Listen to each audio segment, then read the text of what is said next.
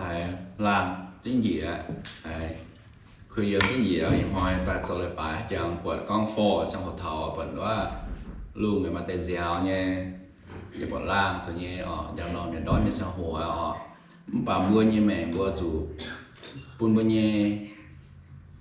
tàu xỉa chén dân mua như xem phim buôn mua xem phim chom như dân mua như mẹ nó nằm sang hồ anh ơi họ bố mẹ kinh sâu con thảo nhà hồ tàu sẽ keep your faith burning buôn mua như xem phim hát sản nhà chom chứ dân mua như chẳng tiền chết thịt hùng dân mua như mẹ dân mua chụp băng dân mua như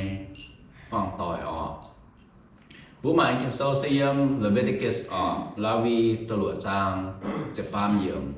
Leviticus chapter 6 verse 13 keep your faith burning nhà na bố fire shall be kept burning on the altar continually it shall not go out xìa tòng nghe tổ ỏi chủ chặt chắn xìa chén xin màn máy tung bún tài y hoa bún mảng bún nhẹ xìa nhẹ tòng sẽ bún nhẹ xem phim bún nhẹ tổ chắn xìa chén mất tung bún nhẹ tài có nên năm tổ tài yếm bún xem phim na bún nhẹ xem phim chủ nằm trên gì bún chủ nằm trên gì yếm bún thiên hùng bún chủ nằm trên gì yếm bún nhẹ mẹ hắn nói bún nhẹ năm tổ ở chủ chặt chắn xìa chén bố mảng này sẽ bật tháo tùng nó thổ tùng yếm Leviticus này tùng nó tại sai miền nó nếu bây giờ cô nếu hát chán nhà chủ bố nó tổ xỉa trên miền to cái đó sẽ xỉa thịt hung xỉa con thịt hung nếu bố mắc cái bố nó tổ tài nếu cho bố nó bây giờ tổ xỉa chứ nhiệt xin đành hàng chỗ tháo tùng á chèn tập bó bố nó Babylon nó bó nếu tập buông hoài quá nếu bây giờ sâu sao sâu tài này ha giờ yếm lại chỉ tài chỉ hùng thái bữa nó bữa chụp bún nó tổ xỉa trên nếu bữa chúng tổ xỉa trên xỉa xin hàng nghe tổ xuống một tài tạm nữa bữa giờ chụp bún bữa giờ tổ bún bữa nhẹ mèn chèm thằng này mình có đại như lao bữa nhẹ tổ bữa nhẹ xem phim hát ra nhà sụt xỉa trên nhẹ nhủ ở sụt cho mấy yếm sáng tiền trên hùng nhỏ keep the fire burning in our faith always bữa cho sáng nó xong rồi chụp bún bữa nhẹ năm tổ nhưng mình xem phim này bố bố như xem phim cho hôm nay ở chủ hát sao nhiệt diệt chứ gì mất bố như hạt tài mất bố như hạt xiềng chứ gì với chủ bố ngồi nằm nhiễm xíu thịt hùng bố ngồi mới làm khảo nhiễm xíu thịt hùng bố ngồi bố như mèn nằm chứ gì we can keep that fire burning with God's help mà trong hồ bố mau bố mà cha bố như tổ xiềng chứ gì bố như tổ xiềng chứ gì bố như xem phim xiềng chứ gì nằm chứ gì bố như mẹ nắm trên địa xiển như xiển gì hay chỗ mai ở mai phú tu như chỗ tu hình hắn nói bữa hai cuốn bữa như xiển phim chom chứ mình bữa chém chút xíu tiền hùng ta thèm bữa chém chút xíu tiền hùng chót trang ăn bữa như nó xiển phim như nông tàu bữa xiển phim chom bữa hai cuốn bữa xiển phim giả chom như yếm ta phạm bữa lò bữa thố xíu tiền hùng ta thèm bữa so when you thought seal, when you thought, when you see film job night, not just in our life, but in the life of our family and churches Bữa con ở chủ cũng cho when you xem phim job, when you xem phim như tổ, không xem gì nhưng bữa căn như mẹ ha. Bà bữa when you xem phim năm tổ job tại, nhưng bữa hoàng tỏi cứ nhua, nhưng bữa chuối phải, bữa qua phun phải, bữa tâm miên phải, bữa mà tỏi phải bữa nào bữa như xem phim bữa nào mẹ hãy cho mình quay bữa như xem phim cho một mẹ cho bữa thằng bữa chụp băng tỏi phải bữa nào bữa hãy cho phải hăng nghe quay sự bữa cho bữa như xem phim cho bữa xem phim nằm bữa như nhóm nằm nên bữa giờ hãy tốt cho như thầy nuôi mẹ rồi nó bữa nào tốt cho thầy nuôi mẹ quay sự bữa mà làm hắm bữa mà làm khảo bữa xem phim cho mà nít thịt hùng hăng như bữa như mẹ bữa giờ hai mình hắm là bữa bây hai mình thèn thằng nào bữa hắn nói bữa học thằng nào sẽ phim nó mẹ chọn bữa nào bữa giờ phải hăng nghe mà làm khảo our faith should be on fire for God always bữa giờ xem phim cho nhà chủ chọn bữa giờ hắm bữa thịt hùng nhà chủ chọn bữa giờ hiếu bữa thịt hùng nhà chủ chọn chứ giống bữa như mẹ nó nắm sang hồi giống bữa như mẹ không có bữa giờ nó nắm tòn sợ nhu bữa bọn sợ nhu xì sa tàn tòn như tôi kêu bỏ thầu bữa như mẹ rồi bữa xem phim nắm rồi bữa như mẹ nắm bà bữa cho chẳng ở chỗ cho mình nhớ ra chỗ cho mình thịt hùng bố thốt trong thèm bùa rồi mới tổ xéo cũng chứ bùi như tổ giàu bùi như sản phim của nhau ui chứ cho tăng ui chứ bùi như tổ bùi như hát ra nhẹ hàng trong tròn chứ dương bùi như hoàng tỏi của nhau dương bùi như mẹ của nhau dương bùi như linh quân của nhau dương bùi chịu pan của nhau. The fire represent the presence of our Almighty God, of our God Lord Jesus Christ. Nó tổ nó bay thằng xíu bên chi bay thằng xíu thịt hùng bùi như đồ tao xíu Giêsu nên tôi chàng cái nên tôi xào bữa nhủ giống như bùi như sản phim của nhau nhủ. The fire represent God present among us. Năm tối phải hát nghe bún xin ở bún bùi hiếu tú chiếu thịt hùng chả bùi dẻo chén chiếu thịt hùng chả bùi yếm chén chiếu thịt hùng chả chiếu cũng cho bùi như sản phim cũng cho năm tàu giàu bún bùi sản phim như tổ hiểm nằm gì. When you give your life to Christ, our Lord Jesus, He places a fire within you to grow and become more and more like Him. Tung bua tạo tu chích cho Giêsu, cho thịt hùng, như bao nhiêu mẹ. Tu chích cho giảng trái như bao nhiêu mẹ liệu, bao nhiêu sáng tiếng cho thịt hùng. Nhìn rõ năm tổ thì dùng cho bua tạo như hiếu, bua tạo như mẹ, bua tạo như sản phim. Bua năm tổ bua cho mình, tung như nhung hoàng nghe, như nhung hoài như bao nhiêu mẹ. Bua quảng dễm bè như bao nhiêu mẹ. Bèn phải cái nan phải giàu phải nhưng nhúng bé nhớ số hỏi bao nhiêu linh quân ở hỏi bao nhiêu mẹ thế này tung năm tô thì ăn cho bao nhiêu khiếu của nhau ăn cho bố mẹ của nhau ăn cho sản phim của nhau búa quảng bún búa hai bên hăng bao nhiêu rằng thì chơi xuống nó hai hăng nín nó trên giấy bún búa hai bên hăng nín nó hai nít phát nín sadly though that fire began to die out as we journey that walk with our Lord Jesus Christ. But why though? Bà bố mày đó nhớ như nằm nhớ nhỉ mà trong hồ bố nhóm năm tàu bố chẳng xếp chơi Giêsu nó bỏ chơi thiên hùng nên bố năm tàu xỉa với bố mẹ bố chom có bố hạt hăm có bố chịu bằng hăm có bố phiền sang hăm có chơi thiên hùng bố sao nhà mình sợ lại bài bố sao nhà nằm nước sợ lại bài bố chịu bằng tỏi bố sao nhà sao thiên hùng có ngoài ở tục kinh sâu bây giờ hỏi chị hỏi bây giờ nó thích chuyện nó thích giờ hạ bây giờ hạ đắp bị hạ rồi có hạ bây giờ bữa bia bẻ chứ mình hả bốn bốn năm tàu xiên những gì ở chỉ mà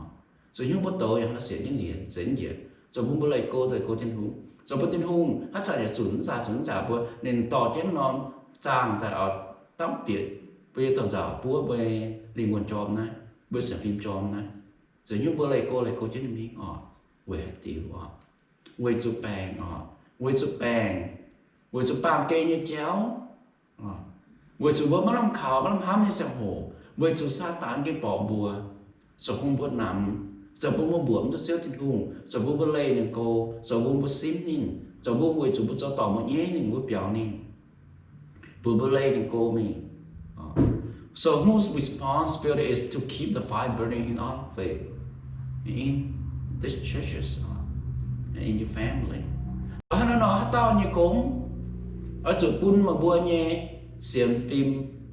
năm tổ tròn chứ hát chăm mà tổ xỉa chứ tròn hay mà gì mẹ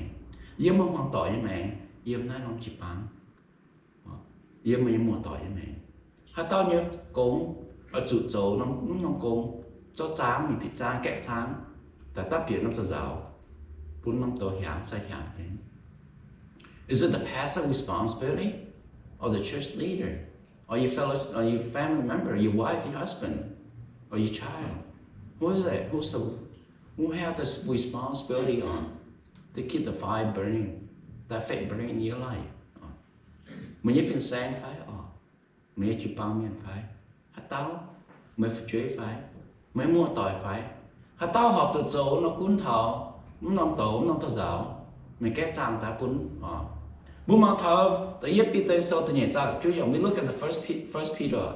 chapter 2 verse 9 it tells us that but you are a chosen race a royal priesthood a holy nation a people of God's own possession that you may proclaim the excellence of him who called you out of the darkness into his marvelous light. Bà mày búa sầu thiên hùng kín ta nhé phìn cho sai miên phật sự thiên hùng nhà xin dạy nhé phìn nín hiểu mày búa suốt hoàng tai bịa nín bỏ hong hải nhé chàng ngọ bé thiên hùng can nhé bẹ phìn quay chun nín cho bỏ hong nhé xì bố mà thắm thế nhiều cái sợi yếm tiếp bị tê lại nên bố thà bố bún sim bố thà bố every Christian is God's priest bún sim bố thà bố tao tao xiên chiếu thiên hùng như miền sẽ chiếu thiên hùng như sai miền chiếu thiên hùng như xuân tổ miền chiếu thiên hùng như câu miền chiếu thiên hùng như cún tổ giàu tao như miền chúng tôi giàu như xíu bố ta tao xiên chiếu thiên hùng như miền. It was the responsibility of priests to carry man to God and to carry God back to man. Họ nói họ bố tôi bụi mất dạy bụi phiền sang, nó mất dạy bụi chụp bằng hả mất dạy bụi hoang tỏi hả thèm bụi bụi như xem phim tròn nhưng bụi mẹ hả bụi nông tố xỉn hả không phải yếm con chỉ con bùa can ở chủ chỗ chiếu cuốn thảo nó tôi giàu bùa can ở chủ cuốn thảo bụi nhé xem phim nhé tôi giàu này tổ tròn xem phim tròn nhưng bây giờ chiếu thì không phải, dương bút hoang tỏi phải, dương bút chụp bằng phải bua cả là chụp bên chiếu cuốn thọ, rồi nhớ ở liêm lo hai sông hồ, dương bút như mẹ phải hăng, bua cho sai miên, bua cho sen chơi suy miên, bua cho tao cho chân tổ miên, bua cho tao cho chụp bằng kia, bua cho tao chiếu thì hùng như chẳng là buôn thảo tao tạm ba miên, tôi hiếu, tôi buồn, giờ tôi xếp cho nội mẹ. Búa ya ở chỗ to là búa tùng tôi quạt thiên hùng phải ở hiếu thiên hùngแต่toแต่ยังchiếu thiên hùng chẳng hiền bún được búa tôi ship chiếu thiên hùng chẳng là chiếu thiên hùng như hắn dương được búa như mẹ phải hắn bún được búa tôi cắt chốn xào búa tròn như lắm to phật sú búa sáng tiệt chiếu thiên hùng tung búa mà mẹ giang thì yếm ná bạc cây sằng hồ anh xào búa quay sấy búa thiên hùng to búa thảo phái có mười giờ công xiang lộ lỗ mà như khu hải nhẹ nằm nhiều mẹ cũng thực ra xào gì vậy mà cũng sao mà nhé bằng cả mà nhé miệng sống có ít giờ nó chơi cho nó quài về bóng này ta xem như này mày chút sao như chuẩn thời nông béo như cũng mày này cấp trung thời nó bùa tao hổ như ta xem như take man to God through prayer and take God to man through His word bùa hai to miền ló bọt xéo thịt hùng bùa hai to miền hay hiếu tu xéo thịt hùng bùa miền hiếu tu xéo thịt hùng xây yếm bùa ta cầu búa ta cao thố chứ thì không thiện búa nhẹ bằng yếu tỏi búa nhẹ công tỏi búa nhẹ mua tỏi búa nhẹ dẹp tỏi tung bật được búa chém chủ nhẹ nữa quang sự khấu nhẹ cả na như nói mẹ sẽ một búa ta cao thố thì không thiện búa búa ya tốt chứ thì không nhẹ hám mình buôn thằng là búa on thằng là búa nhẹ hiếu búa thật chứ thì không nhẹ hám buôn thằng là búa nhẹ mẹ it is our responsibility to be God's priest. Búa nhé công, búa cho số nhé công, búa cho bên xíu thiên hùng nhé tàu hỏa miến, búa cho bên xíu thiên hùng tàu miến, búa ta sẽ bên xíu thiên hùng tàu hỏa miến, búa ta sẽ bên xíu thiên hùng tàu miến, sẽ có một dịp nó nằm dám như rằng chả đấy liều dìa quay mà nhé chuối, buôn mây xin dành bẻ tai, phơi tu chào thiên hùng chọn cháu giang, chọn tia nhặt hàng. Hắn nói có một chút dịp nó búa ta xây tu bên dưới xuống như miền búa ta tu bên như công miền bên như xuống tổ miền bên như công miền we are to pray for our neighbors, our co-workers, our friends, our family, our church member, our churches, our church leader, our pastor. Búa như công búa cho chặt ở chủ búa cho ta cầu quay búa như chụp bằng quay bữa nhiêu phiên sang quay bữa chụp bằng kia quay bữa mua tỏi quay bữa chuối quay bữa già tỏi bữa con tỏi quay bữa nhiêu ta bữa hiếu thú nhẹ giờ bữa hiếu thú nhẹ bữa hai người con ôm tâm nhưng mà bạn bữa hay giống non tỏi á nếu bữa xuyên thiên hùng nhá ở nó quan chủ này bữa cái em béo bữa chụp quay gì bữa sinh bò gì đâu mi nhiễm thịt hùng dễ hiền thố thịt hùng khẩu liền được bữa dân được bữa như mẹ bún nó bún như xây nàn miệng dành bún nó bún như bàng tiếng lai dành béo dành đứng dành như nông như mẹ nó xây bún như cô quay suy hoa bố bà thật chứ tiếng พายบัวต่อเป็นอย่างเงี้ยกงเมียนเป็นอย่างเงี้ยสายเมียนเป็นอย่างเงี้ยจุนโตเมียนเป็นอย่างเงี้ยตะเก่าเนี่ยมีชาไม่ชาเมียนหรอมากล่าวว่าเขา pray over your heart. We ought to take God to our neighbors and co-worker and family by sharing His word, His love, His compassion, His grace to them. Bữa cho tỏi với sản tiết sẽ từng hắm, bún thà bún mua tỏi, bún thà bún mua tỏi, bún thà bún mang tỏi bún phụ chế, bún chip băng, bún bận bún khấu, bún bận bún giàu. Nó sẽ bún nhớ cồn, bữa cho tỏi sẽ tin hùng như hắm, tin hùng chẳng làm, tin hùng bỏ hong hài như cháp bỏ hong như gì, nhớ nuôi mẹ, bún chứa tin hùng rồi bỏ hong như gì suốt nhâm nuôi như mẹ, bún rồi bún nuôi thì hiểu chứa tin hùng, nhớ nuôi bài tôi chứa tin hùng bỏ hong như gì, bỏ hong hài như hắm nhớ nuôi mẹ. So whose responsibility is it to carry the fire in your faith, in your life, that will keep you warm all through all your life? So nói nhau mang thảo, hạt táo như cồn, bún nó nóng xịn phim tròn, giá tròn như bùi mẹ, từ bùa mà chỉ thảo như nó bắp kê này, hạt táo như cồn, hạt táo chuột bún nóng tàu, hạt táo cuốn thảo nóng tàu, hạt táo cuốn thảo nóng xịn phim như tàu. Bố môi mẹ xả tròn mới nhớ xả tròn chứ. Bố xem phim xả tròn chứ. It is mine and it's yours. It is our responsibility to keep it burning. Because we are all priests. Nhắm như cô, nhắm như cô. Bố môi nhé xem phim xả tròn mới nhớ xíu thiên hù.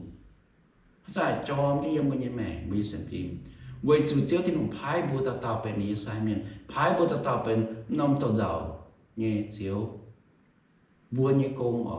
công sẽ tao như công bố cần như công So is your faith cold? Do you feel like there's nothing there anymore? Họ nói bây giờ bố hãy bên xem phim hát nó hãy trôm như phải hãy un nó hãy nằm nhá hãy xiết như gì hãy giống mai như nó. How's your faith? How's your fire now? Mình sẽ phim hát nó, mình tổ sẽ hát nó, sẵn hồ bỏ hát nó, mà hãy hát nó. If you feel your faith is cold, then go in on fire and heat up your faith. Sẽ có một hai sẽ phim xiết trên gì nằm trên gì mà chả trên gì. Nó sẽ to trên tổ bìa mình to trên trang đám trên trang mình pick trang ta kẽ trang ta tỏ chân bịa, cho bịa nó cho dở mà duy nó cho dở không nhớ mà bữa mình xem phim anh cho thằng mà It doesn't have to be cold, right? Set it on fire. It's only take a spark to get a fire going. Bữa xem phim họ sụn nắm là mình sụn nắm là bữa như mẹ mình sụn nắm là bữa hoang tỏi mẹ mình sụn nắm là bữa mua tỏi mẹ mình sụn nắm là buông hề nhở thế như năm tục phim ha nói năm tập phim hay bữa ninh chủ đã đẹp ha tấu chia ta mà tấu chia ta buổi như mèn cho nhá buổi mang tỏi mèn cho nhá buổi xem phim cho nhá buổi mình sôi nổi như là sắm nơi năm tập phim ha nơi năm tập phim ha nơi nó xem phim mà chạy nim ha nơi năm tập phim ha phải nhỉ và cũng buổi tàu hay gì So spark the prayer of faith Spot the grace of God. Họ đã bún nông tổ phiên diệt nhưng mới một ta khảo nhau hòa chơi. So spot the grace of God. Bún một tổ phiên diệt nhưng chiếu tình hôn chẳng là nhưng mới mẹ. Họ nói bún sự ta khảo bún lo tìm ta khảo á. Bún ta khảo lại cô tình hôn nhá. Bún hãy mất cha á. Bún hãy ta khảo mất cha bún cha ta khảo. Bún nông tổ phiên diệt mình diệt nông ta tổ ta cha mình. Bún mới xem phim diệt mà cha mình. Bún nó tập phim nó rằng bèo chứ mình chia thằng trước trên hùng chẳng làm trước trên hùng ngày hăm anh chia nó tập phim tại em với mẹ chia muốn không tổ tại em với mẹ. So what's the fire represent? It represent the presence of God. God's presence in your life. Okay. So nó ta tổ nó xem phim nhớ nó tổ này có bố mà xem phim cho bố mẹ nhưng mà sao có bố mà xem phim là xem trước trên hùng đó là bố mà nó tổ sao hại bữa con lá họ và bố hãy bữa nhớ cho nhân thiên hùng bố hãy bữa xem phim cho nhân thiên hùng bữa xem phim cho nhân thiên hùng hãy bữa cho nhân thiên hùng là nó bữa qua miền quê mỏ bữa hãy cho mà mình mảng miền buông bùa miền đót nàng sang hồ dâm nó mới béo phải bùa dọ miền mảng miền và tỏ cái mình thèn nó bùa nó sẽ bùa mà chéo thịt hùng dâm bùa như mẹ so who's to keep the fire burning we are all called to help keep the fire burning so nó hát tao như cô mà chụp bún nó tổ sang chết cháy bún bùa như họ thì bùa tao chụp bún nó tổ chết chứ mình bùa bùa bùa chỉ bằng tỏi tổ xiển trên địa phái bùa chỉ bằng xiển trên địa phái bùa phần xanh như tổ xiển trên địa phái bùa cái như tổ xiển trên địa phái bùa chơi tổ xiển trên địa phái bữa nó lại cô chơi trên hùng phái lại cô chơi trên hùng phái bùa cho nó tổ bún thần ở bùa như mẹ tụi bùa như xem phim bùa chòm thì bùa như xem phim yếm chú bùa mẹ nè bùa tỏ bùa chòm liều bún thần ở bùa yếm nít trên là bùa được bùa như mẹ nè xíu tái như it's difficult sometimes to keep the fire burning mà xem hồi yếm bùa như mẹ cái là bùa bong sủi giáo cái là bùa muốn làm khảo là chú bùa bán thảo chiếu trên hùng na cái mà chiếu trên hùng pháo mai Giê xuống bật chiếc trên hùng, nó có Giê xui xuống bật chiếc, cái mà nhìn phải mai bùa hâm thằng á, với chú bút xây nàn sắm các với bèn hô co, bùa như rau sắm co, bùa đồng gòn phăm là nhau các bùa bưởi xuống cho, mà trong hồ bùa nghe nó tàu xiển như nằm như gì, rồi bùa xuống hai con hai bùa nó tàu tròn chứ bùa mẹ nó trong hồ, co như bùa mẹ, but keep the fire burning, pray and talk with God throughout the day bà mất tung đót hiếu mất tung nằm hiếu bún búa hát ra nhà xót trang ăn những bùi tờ giờ bún bùi sản phẩm trộm những bùi mẹ trộm trên nếu nó sang hồi những bùi mẹ nhà hoa chị hoa bún mà chẳng bùa xót chẳng là ta cáo thật chết thì không có ngoại chưa thông chẳng nên giật hoa chị hoa nhà hoa chưa thông chịu dưỡng nhị dưỡng là phải bùi mẹ hay nắm bùa hay chiếm chứ nên hay bùi mẹ ăn bề nhà gì mà làm khảo nha khâu hả nha bùa ta cáo nó sang hồ tính gì bùa ta cáo nó sang hồ bùa một tổ giải tròn như vậy bùa một tổ xiển một sản phim xiển yếm nhìn Lord I feel a difficult day is coming on help me out họ chiếu như hai họ chẳng mảng bể như nhá họ chẳng hay khâu hay như mẹ nha họ hay những con xin hay mất chá nha chiếu họ hay mất chá như mẹ nha thố chiếu tình huống thiện mày mà ta có thố chiếu tình huống thiện mày Lord, show me where you are working. Empower me to join you in your work, and that you have already started on. Chiếu bao nhiêu tức buồn mà, bao nhiêu tức buồn mấy cô nghe hại, mình sẽ cô nghe hại nhá, mà thích cháu thì cháu nhá, mà coi tiêu hết thì cháu mà mình sẽ cô nghe hại, mà bao nhiêu tức buồn mà, phải bao nhiêu mình sao mà sẽ cô mà, tụi họ tao như cái bao tỏi, bao tụi xây nào, bao tụi khấu, coi bao nhiêu tức buồn bao nhiêu mình thấy nó mua, bao nhiêu on nó mua mà hay mình dẻo nó mua mà họ tao mua tỏi phải mà bao xuống như phải thô chiếu mà sờ cô mà mà sờ cô như không tỏng buôn mía mà buồn sống mà sờ cô mà mình thành thật nó mua mà Lord I need to feel your power in my home in my community in my churches help me out Lord pray that prayer chiếu ý là ý chiếm chủ mẹ cha em nhé béo còn nhiều chiếm chủ mẹ cha em nhé xài tỏi nhé như bây hoang chiếm chủ mẹ cha em như bây nhé làm trông chiếm chủ mẹ cha em như bây chụp bằng chiếu là thố thể như mà mất tụ là cố tất cầu thố chiếu thì cũng rồi chiếu cũng cho mình tàu yêu mình hoang nghe yêu mình cha yêu mình hoang tỏi còn nhiều mà hãy không tòng nắm thố chiếu thì không mình so két sang xíu mình két sang rồi cũng tự giáo xíu mình cho rằng thắp trên tự giáo của mình nghe y hoang tròn nó sẽ tròn trên không tung nằm Lord here's a lonely person show me how to be your servant bùa chiếu y cần tao miền đổ miền đó là y chẳng những mắt cha mắt phân sự là ta có ya mai ta có bên mấy tao con như dù những hai bà thì dù bà gì still mà mẹ chẳng cái là sinh mà sáng tiết tình huống vì hắn ta mà chiếm chủ nồng như mà sáng bia mà mẹ chẳng cái nghe thố mà nồng như mà không có như chiếm chủ năm tòng mới bật như chiếm chủ mình số nhú như xiên mà như khảo mày mà tôi mình tháo thì cháu thành tháo năm tòng như xiên mà bún như mà như chiếm chủ nhé mình thấy như bún như mình số tốt suốt số mấy công tốt suốt bún mà bùa thái tốt giang là bún mày giang là hình tốt suốt thố chiếu thành mày mà As we talk with Him through the day, we grow closer to Him. Pray is like us talking to God. So nó bùa hỏi bùa ta cao bùa sao ni con hòa. Sẽ ta cao sẽ hăng bùa hỏi bùa sao ni con hòa nè. Bùa sao ni con hòa bùa ta cao sao nín. Sẽ bùn bùa hạ cái ní phát bùa xíu tình hùng. Cao bùn bùa cả ní phát. Kun bùa nhẹ xem phim ta xíu. Ta giàu nông xem phim ta xíu. So let your faith be on fire for Jesus. Hay là những bùn bùa nhẹ xem phim ta chẳng dịa trên chòm thì yên bùi sáng tiết chết trung. Bùn bùi xem phim dịa ta quẩy bùi sáng tiết chết trung. Bùn bùi sáng tiết chết trung bùa tốt chẳng làm. Bùn bùi xem phim ta chẳng những tấu dịa trên chòm thì hàng yên bùi yên hoang. Bùn bùi xem phim như tấu dịa trên chòm thì yên bùi chụp bằng. Bùn bùi xem phim dịa chòm thì yên bùi hoàng tỏi. Bùi phụ chuyết bọn dạy hiệu giáo, bọn dạy hiệu dạy nán. Bùi tâm em bọn dạy hiệu dạy nán, bọn dạy hiệu giáo. Bùn bùi xem phim dịa trên chòm yên bùi yên hoàng. Yên bùi yên hiếu cái nhựa, yên bùi xem phim yên bùi yên mẹ cái nhựa. Bùn bùi xem phim chòm thảo bùa anh nghe một tỏi dạy. Chòm thảo bùi chụp bằng tỏi dạy. Bùn đừng bùi tu ship năng tàu, bùn đừng bùi tu ship năng sport,